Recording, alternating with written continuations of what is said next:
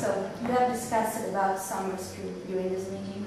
Can you explain something about it? What you talked about? What we've talked about is an exchange of students between the University of Massey and Virginia Commonwealth University in the area of oncology, which would give them a chance to experience new educational experience as a group here in Massey, and also the same group traveling back to the U.S. To VCU in order to enrich their educational experience in oncology. So, how much is the last? How many students are involved in this? I think at this point we're in the formative stages of developing that program. The time period we've discussed would be 4 weeks. It may be just somewhat longer, it may be somewhat shorter, depending on the details. The number of students, I think the number that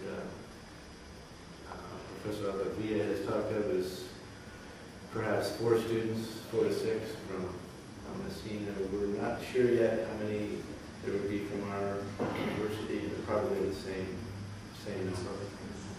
Do you think that the stage will be in September? That's another detail that we're still looking at. It depends upon the students from VCU.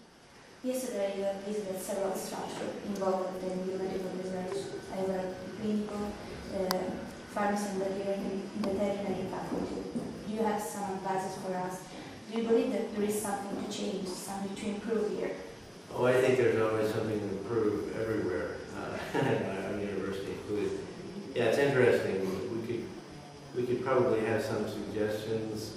On the other hand, I noticed some things here that I would like to have seen at our university. So there. Like what?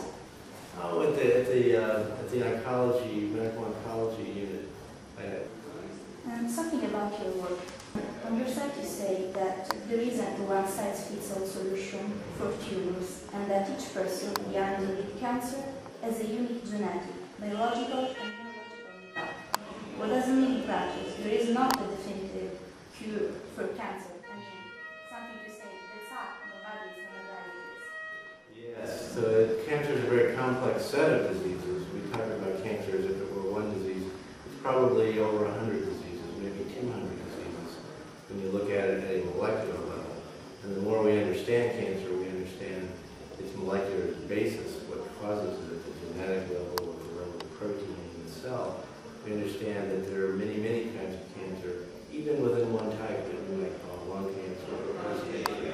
They each may be 10 different kinds of cancer based on their molecular defects. So there is no solution?